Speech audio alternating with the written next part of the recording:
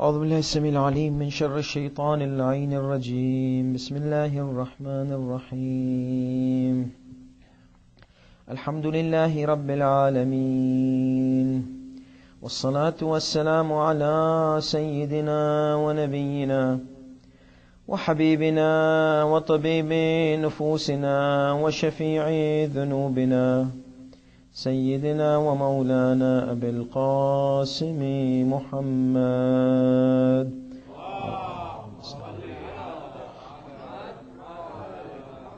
والصلاة والسلام على أهل بيته الطيبين الطاهرين المعصومين الميامين المنتجبين، واللعنة الدائمة الأبدية على أعدائهم أجمعين إلى قيام يوم الدين. أما بعد، فقد قال الله سبحانه وتعالى في محكم كتابه: بسم الله الرحمن الرحيم. إذا جاء نصر الله والفتح ورأيت الناس يدخلون في دين الله أفواجا فسبح بحمد ربك واستغفره إنه كان توابا. صدق الله العلي العظيم. آمنا بالله. صلوات.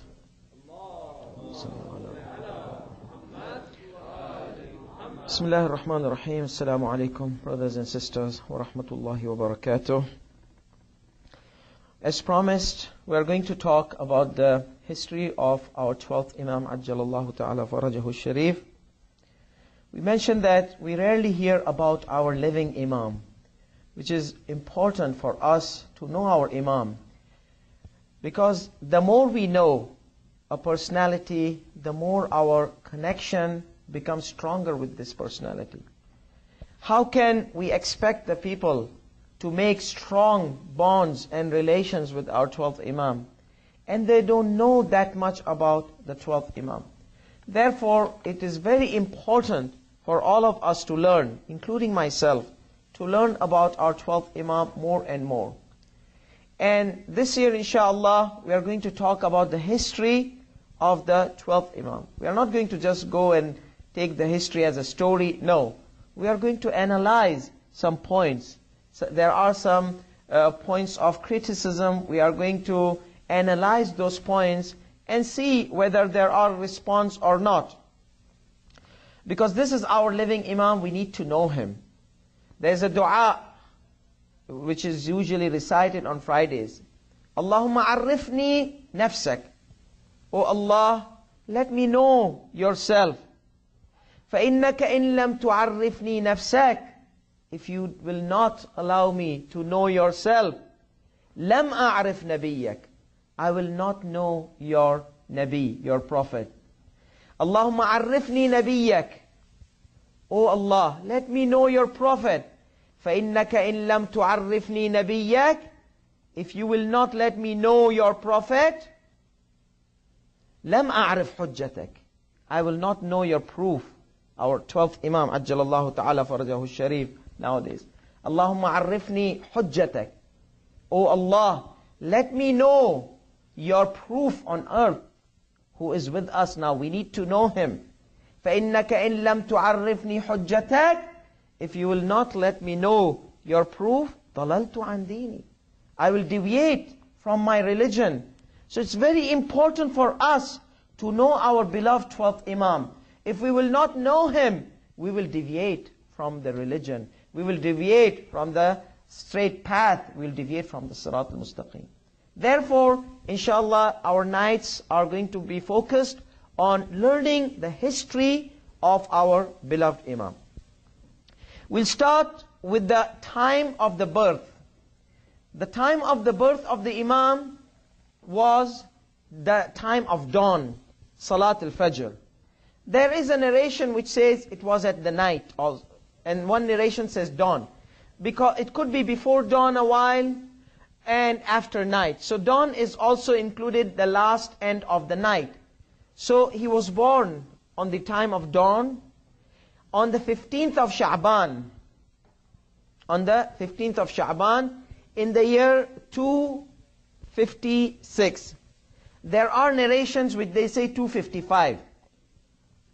Some of the ulama say it has to be 256. Why? Because if you go to this, there's a system, numeric system in Arabic language, they try to relate the alphabets with the numbers. The system is called AJTFS. So in this system, if you will take this, the number, the total of 256, it ends up into one of the attributes of Allah, or one of the names of Allah, an-nur, the light. Because noon is equal to 50, wow is equal to 6, and ra is equal to 200. So it's 256. But this is not a strong indication. The strong indication is that there are many narrations which are more popular, more famous. They indicate that he was born in 255 Hijrah. Both could be correct. He was born in 15 Sha'ban, and slowly of 255 and until 256, many companions, they found out later on. So many companions, they felt that he was born on 256. Because there's a lot of ambiguity surrounding the issue of our 12th Imam and his birth. Because it was a secret birth. People, they did not know about the birth of Imam alayhi salatu wasalam. So that's why I won't be surprised that there are people, they thought that he was born in 256 once they found out that Imam alayhi salatu wasalam had a son. Where was he born? In Samarra, the capital of the Abbasid government. The Abbasid dynasty, at that time they had Samarra. Samarra is in northern Iraq. It's north of Baghdad. And Samarra was called also Askar, where they had this army camp also. And they brought Imam alayhi salatu wasalam's father and grandfather. They brought Imam Ali al-Hadi, they brought Imam al-Hasan al-Askari, they brought both Imams, they dragged them where? To Samarra, to keep them under their strict surveillance. So that they will not, because they were expecting also the coming and the birth of the 12th Imam. So everybody was expecting. The followers of Ahlul Bayt, and the tyrants also. And the tyrants, they were feeling more threatful from this birth. The more it is getting closer to the number 12, the more they are worried. Everybody knew. You will be surprised. Bukhari, who narrates a hadith about the 12th Imam, he died before the birth of the 12th Imam. Bukhari, he died before the birth of the 12th Imam. Sahih Muslim mentions also the ahadith of the 12th Imam. Muslim, this guy who collected the ahadith from the school of companion, he also died after 5 or 6 years after the birth of the 12th Imam. So these people who narrate the ahadith, they knew that there is a coming, the awaited one is going to be born now.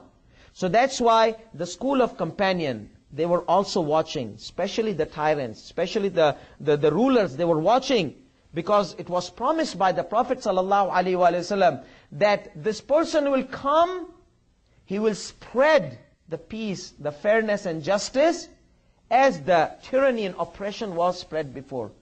So these people who were tyrants, who were spreading oppression, they were the first people to be concerned about this coming birth. So that's why they brought Imam Ali al-Hadi alayhi salatu wasalam, the grandfather of 12th Imam, Imam Hasan al-Askari, the father of 12th Imam, they brought them where? To Samarra. And that's why Imam alayhi salatu wasalam was born in Samarra.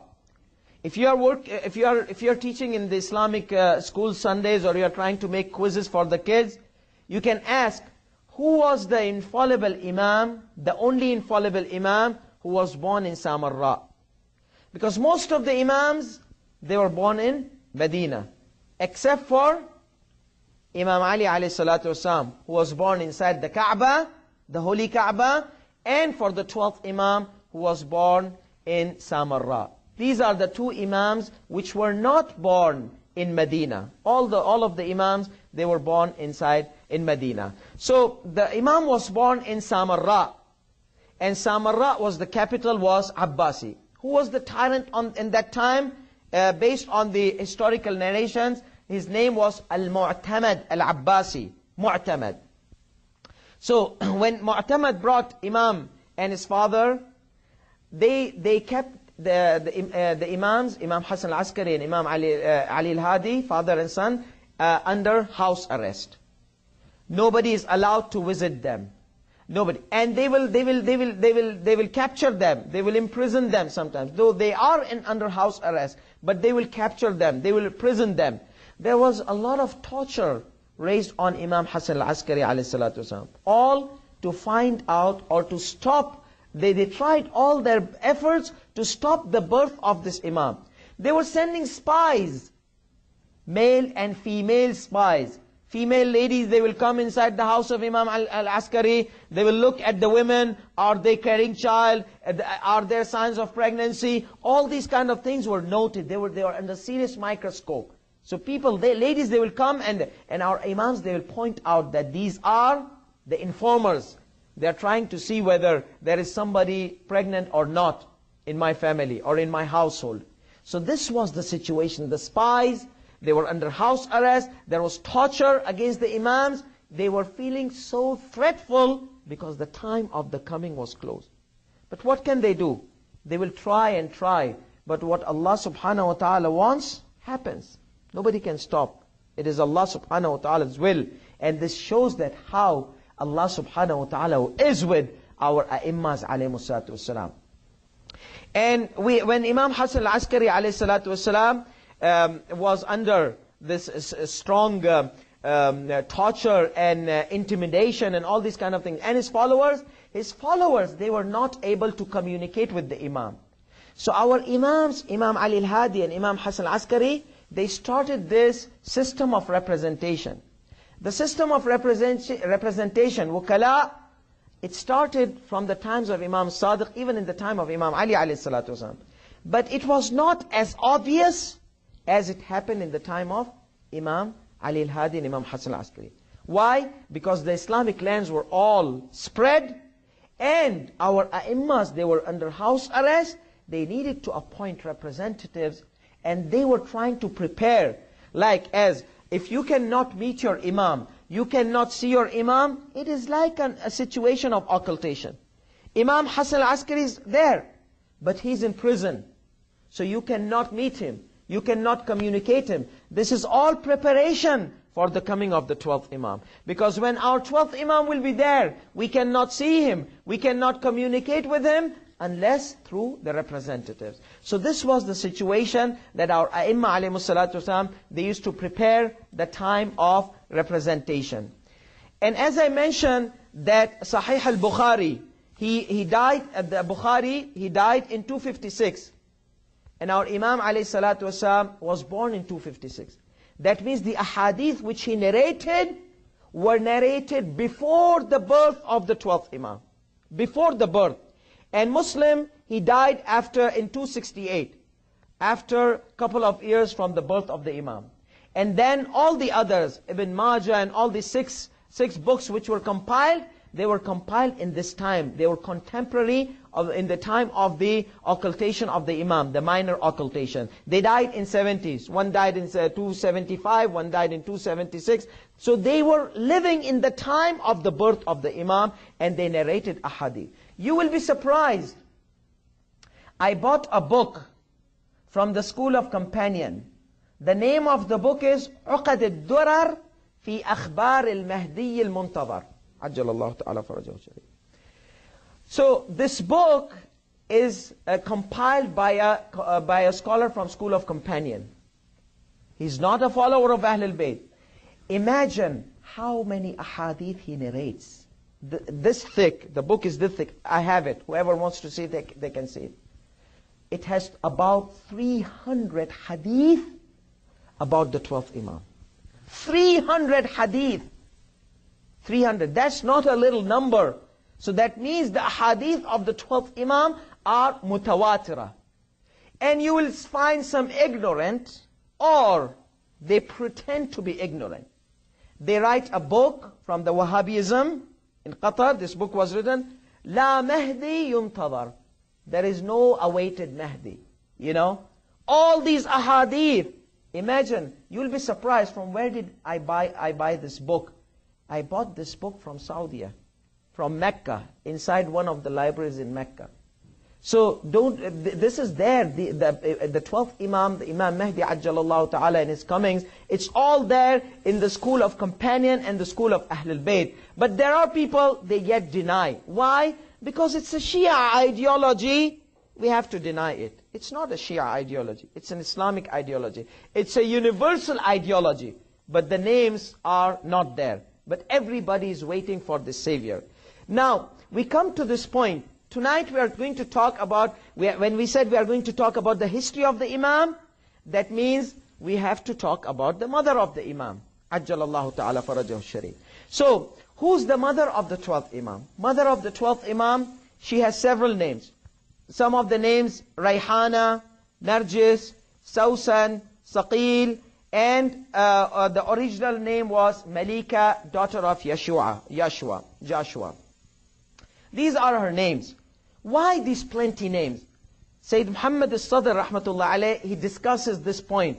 Why so many names?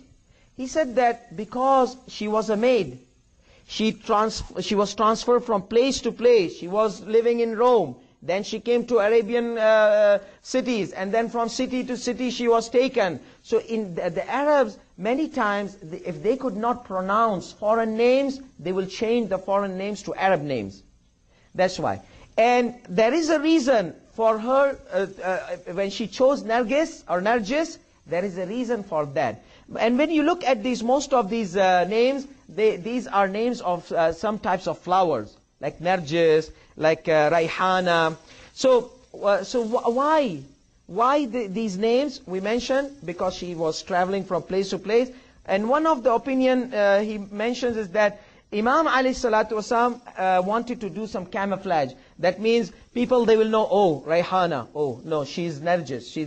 He wanted to create confusion in the eyes of the tyrants, because Imam alayhi salatu wasalam and his maid and his family, it was all under surveillance. So that's why he chose these kind of names, so that's why they can create confusion. It was all to prepare the Imam and to secure the Imam's birth from the threats of the tyrants.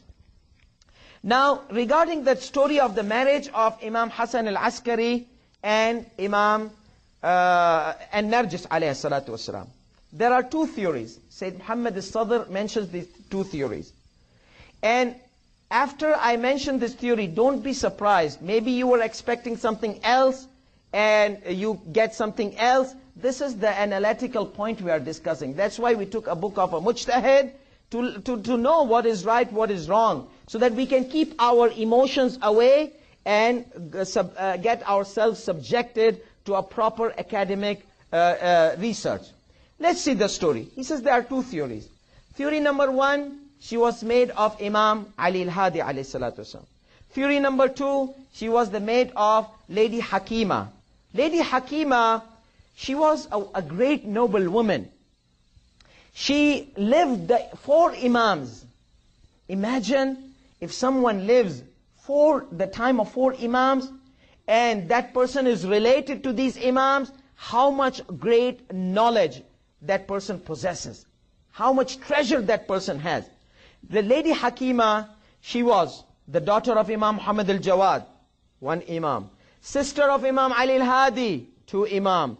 Aunt of Imam Hassan al-Askari. And she was the representative of the 12th Imam, Ajjalallahu Ta'ala Farajahu Sharif. In minor occultation, many people, they used to come and ask. She was the alima. People, they say Muslims, they don't have female. Yeah, this is one of the females. She served the time of occultation, where people, they were under threat. This lady, she was serving as one of the representatives, as one of those who were passing the message of Imam, passing the education of Imams. This lady Hakima, a great noble lady, radiyallahu anha. So, these are two. Let's take theory number one, that this lady, the mother of Imam alayhi salatu wasalam, was maid of Imam Ali al-Hadi. How did she become maid of Imam Ali al-Hadi?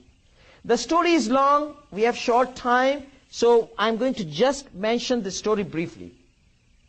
One day Imam Hassan al-Askari calls his servant Bishr.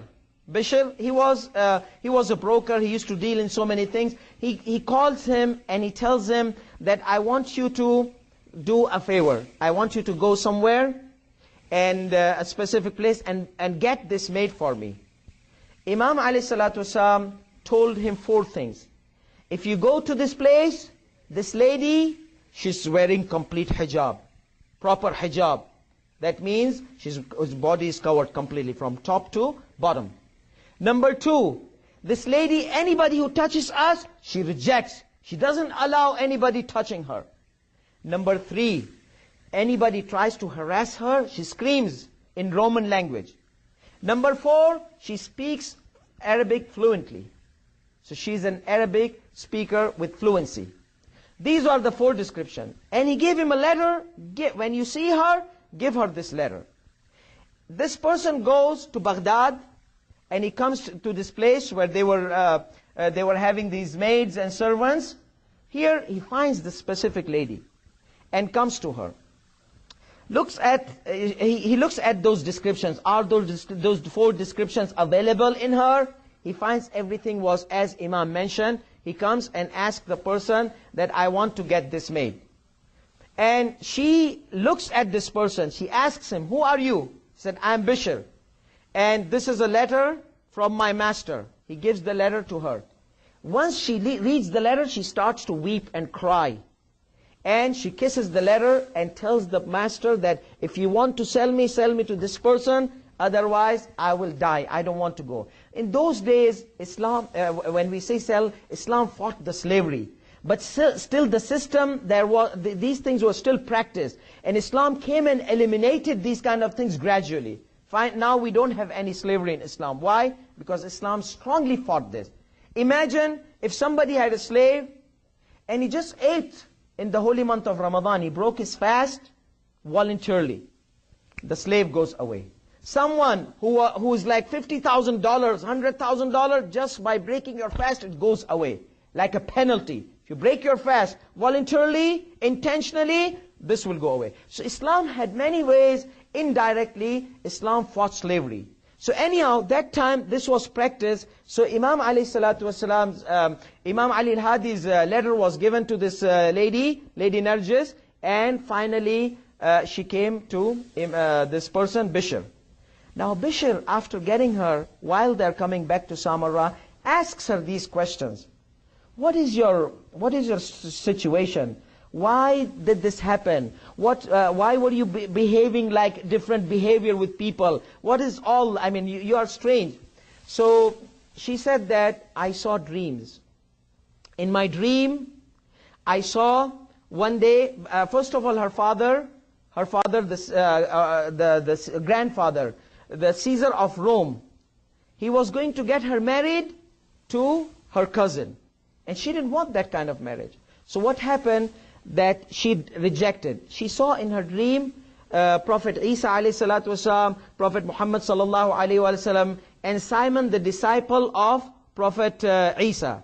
They all got together and they created a marriage contract between Narjis, Lady Narjis, and between Imam Hassan al-Askari. This was done in dream. Next dream, she says, after 4 nights, I saw in a dream Fatimatu Zahra salamullahi alayha and Maryam bint Imran, mother of Jesus alayhi salatu wasalam. They both come and they communicated with me and I embraced Islam. I recited the 2 shahadat. She was already Muslim, but it's just like formality, just announcing the declaration of Islam. And then after a couple of days, after that, Abu Muhammad, she used to call Abu Muhammad. She used to title Imam Hassan al-Askari as Abu Muhammad. Abu Muhammad used to come to me in my dreams regularly until he came to me and told me that your father, it was not the grandfather, your father, Caesar of Rome, the Roman king, is going to invade the Islamic territories. You can disguise yourself as servant and go into this army. Once you come close to Islamic territories, surrender yourself, and then these people, they will capture you, they will take you, and wait until somebody calls you with the name Narjis, and brings you a letter from my father. And this is exactly what happened. So this story, which was narrated, there are some objections. People, they raised some objections in this story. First of all, they said, dreams. all these kind of dreams? Can like these kind of things which were seen in dream, can they be practiced in reality? He said, there's no problem in that. Prophet Yusuf alayhi salatu wasalam, the stories are mentioned in the Quran. The king, he saw dreams, and those dreams came true. Those prisoners, they saw dreams, and these dreams came true. Allah subhanahu wa ta'ala mentions in the Quran that when we sleep, our souls depart. A hadith of Ahlul Bayt, inshallah one day in future we are going to talk about dreams. The bottom line is Sayyid Muhammad al-Sadr rahmatullah alayh, he says that there's no problem, dreams come true. There are indications in the Quran, indications in the hadith. And the famous hadith narrated in the Islamic narrations, Man ra'ana kana kaman ra'ana. Whoever sees us in dream, as he has seen us in reality.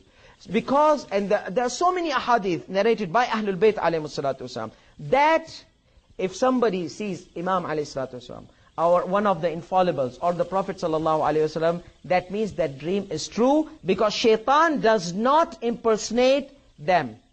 This is one. Number two, when the dreams of our Aimma alayhi salatu wasalam happen, if Imam tells you something in dream, do you have to do it? Most of our ulama say that the dreams, if you disobey the Imam in the dream, you are not considered sinner.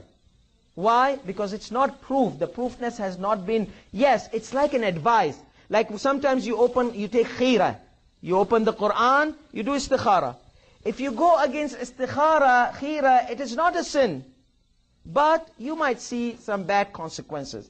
So khira is seeking advice from Allah subhanahu wa ta'ala. It is not a command that you have to do. So so these dreams, when our ai they give, these are like guidance. These are like not commands, but some type of advice. So if you go against, so it does not mean that you have committed sin. And the third objection was that all these dreams, like predictions, can our ai they have predictions? Well, the Khidr alayhi salatu wasalam, in some of the hadith, is not a prophet. Khidr was given this power of prediction. Our A'immas alayhi salatu, we have mutawatir ahadith that they were given the power of prediction. They can predict the future. So the prophets, they can predict the future. A'imma, they can predict the future. So if Imam Ali al-Hadi alayhi salatu wasalam and Imam Hassan al-Askari alayhi salatu wasalam, if they predict a future, what's the problem in that? So all these complications can easily be rejected. All these objections on this narration can easily be rejected, except for one objection. We said the issue of dreams, yes, it's solved. Dreams of our ai could be true. We said, or are true. We said the predictions, our ai they can have predictions. The marriage issue, there are five objections. I've just mentioned few. Like marriage, if the marriage happened in dream, is this marriage valid? If this marriage was valid, Imam Hassan al-Askari, Imam Ali al-Hadi would not have done the marriage contract. The hadith mentions that there was a marriage contract. So the marriage contract was done between Imam al-Hassan al-Askari and between Narjis Khatun outside of the realm of dream. So that is also rejected. So the only point is, which you every year in 15 Sha'ban, you hear this story. And you'll be surprised. The only point is that this hadith is weak. Sayyid Muhammad al-Sadr rahmatullah alayhi says, there is no link in the hadith. This narration is a weak narration. There is another stronger narration. Shaykh al-Saduq rahmatullah alayhi mentions in Ikmal al-Din wa Itmam al-Ni'mah. This is a book also about the 12th Imam Ajjalallahu ta'ala farajahu sharif. This hadith, this is the second theory. This is the second theory, and I am done for today. The second theory states, Imam Hassan al-Askari alayhi salatu wasalam one day visits his aunt Hakima, Lady Hakima. And he sees her maid. She had a maid, Narjis. This is a short story. Imam comes, looks at her maid. Hakima says, what is the problem? You look mesmerized. He said, I am looking at her. She will beget a progeny, which with that progeny, Allah subhanahu wa ta'ala will spread the fairness and justice on the earth and eliminate the tyranny and oppression as it was before this coming of this person, this progeny. So, and then Hakima said, do you want her? That means, should I get you married to her? She said, ask the permission of my father, Imam Ali al-Hadi. So she comes to Imam Ali al-Hadi. She sits in front of Imam Ali al-Hadi. She says, Salamu alaykum ya Mawlai. And after that, after a while, Imam says that, oh Hakima, I want your maid to be the wife of my son Abu Muhammad, Imam Hassan al-Askari alayhi salatu wasalam. She said, this is the reason I came to you, O my master. This is the reason I came to you, O my master. So Imam alayhi salatu wasalam said, okay, let this be done. She goes home, she prepares Hakim. See, even the marriage was done secretly. Because of all those threatful situations, the marriage was done in secret. So Imam Hassan al-Askari alayhi salatu wasalam got married to Lady Narjis, and they both stayed in the house of Lady Hakima. And after a few days, Imam Ali al-Hadi, father of Imam Hassan al-Askari, died. What happened here? Imam Hassan al-Askari moved to the house of his father. Imam Hassan al-Askari with the couple, they moved to the house of this father. Now in this hadith, and the previous hadith, we can conclude these 3 points. Point number 1, Lady Narjis was a maid. And she got married with Imam Hassan al-Askari. And her name was known, Narjis, in these ahadith. Number 2, she was the daughter of a Roman king. And in some of the hadith, she's granddaughter of Simon Shamun, one of the disciples of Prophet Jesus alayhi salatu wasalam. And the third point is that Imam Hassan al-Askari got married before the death of Imam Ali al-Hadi, his father. So these few points can be concluded. Now there's a comment regarding the narration, that the lengthy narration. So if that narration is weak, should we throw that narration into trash? No.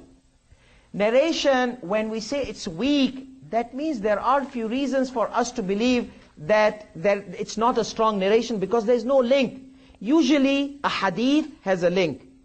The author of the book, he says, I heard fulan, so and so, who heard from so and so, who heard from so and so, who heard from the Imam alayhi salatu wasalam, who said this. So this so and so and so and fulan, these are considered link, sanad of the hadith.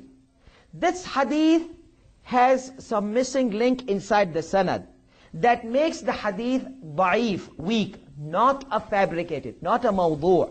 That means there is a possibility that this hadith could be correct.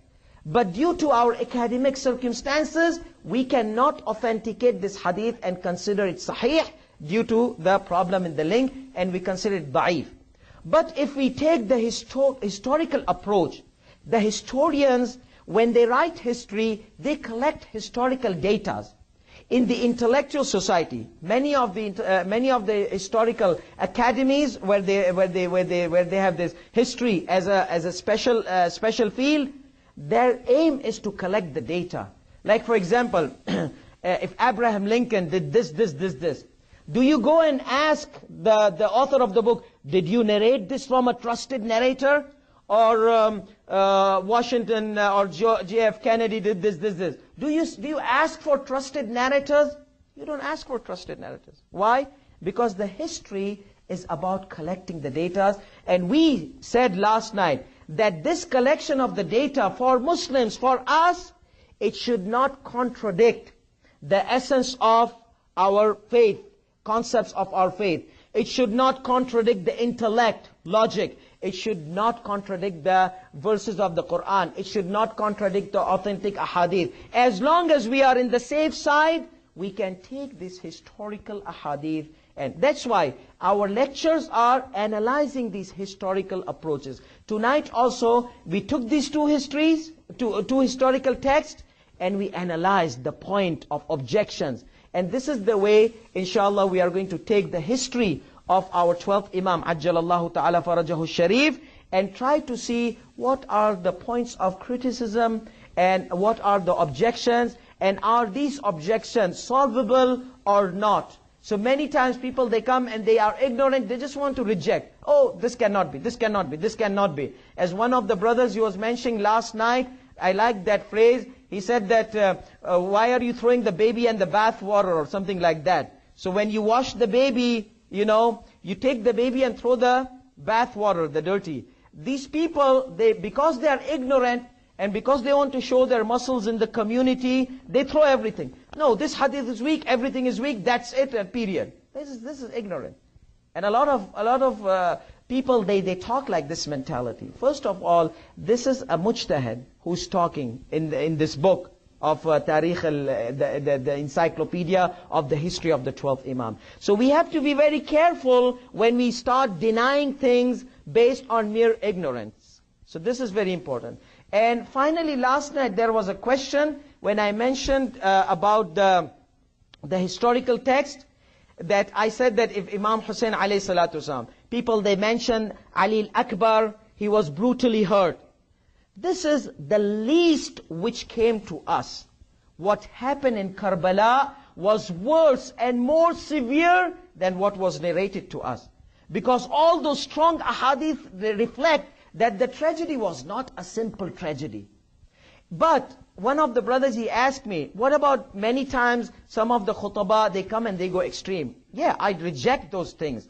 Yani people sometimes they come and they say, Imam Hussein alayhi salam or Ali al-Akbar killed 20,000 men, 5,000 here, 20,000. Come on, I mean, even Imam Hussein alayhi salatu wasalam, even Imam Hussein, either he was fighting with the power of kun fayakun, because he's wali al-amr. He has this wilayat of amr. Innama waliyukum, he has this wilayah. Our aimas, they are awliya, they are wilayah. And the ati'u Allah wa ati'u Rasul wa ulil amr. This amr, what is this amr? Innama amruhu idha arada shay'an an yaqula lahu kun fayakun. So this amr of Allah subhanahu wa ta'ala, the power of kun fayakun, is given to the Prophet sallallahu alayhi wasallam to perform miracles. Is given to Imams alayhi salatu to perform miracles. So we have two options in the fight of Imam Hussein alayhi salatu wasallam. Either he was fighting with the power of kun fayakun, or either he was fighting without the power of kun fayakun. If he was fighting with the power of kun fayakun, then all these 20,000, 30, he just makes a command and all the army is wiped out. Like it happened in Battle of Badr. In Battle of Badr, 300 weakly prepared. They did not have proper ammunition. They have sticks and few swords. One of the swords was sword of Imam Ali alayhi salatu wasalam. They were poorly equipped. And on the other side, 1,000. They have horsemen, they have army, very well equipped. How can these 300 men, they defeat 1,000 very well equipped? That was because of the power of kun fayakun, power of Amr. The angels, they descended. The realm of Amr was there. So either Imam Hussein alayhi salatu fights with power of kun fayakun, then the whole army is wiped out. Then we'll have a battle of Badr scenario. Or Imam Hussein alayhi salatu faces the situation like battle of Uhud. People, they betrayed Imam Hussein. So they have to face the consequences of their betrayal. They have to face these consequences. So Imam Hussein alayhi salatu wasalam is fighting with his regular powers. There's no doubt he's son of the lion, Imam Ali alayhi salatu wasalam. He's going to slice and dice them. But put yourself, put Imam Hussein, a single horseman, surrounded by all these people. They're putting their swords and arrows and spears from everywhere. How much he can tolerate? Not 20,000, not 30,000. One of the khutbah, he said, he was fighting and fighting and fighting, killing thousands and thousands and thousands, until announcement came from Sama, Hussein, drop your sword. Imam Hussein drops his sword, and come on, this looks like an Indian movie or something like that. It cannot be like that. Imam Hussein fought a natural war. How much he could handle? How much? Not thousands and thousands. And if power of kun fayakun, then they are victorious. So I wanted to mention this point, because when I mention we take the historical scriptures, we have to still analyze these kind of things and take whatever flows with the tragedy and whatever contradicts the essence of the tragedy of Karbala. We ask Allah subhanahu wa ta'ala to make the appearance of our 12th Imam soon. We ask Allah subhanahu wa ta'ala to keep us with our beloved 12th Imam in his occultation and after his occultation from his loyal and sincere supporters. We ask Allah subhanahu wa ta'ala to forgive all our shortcomings and sins. We ask Allah subhanahu wa ta'ala to make this holy month a month of peace, prosperity and dignity for all the Muslims around the world and for every peaceful human being. وآخر دعوان الحمد لله رب العالمين وصلى الله على محمد وآله الطاهرين.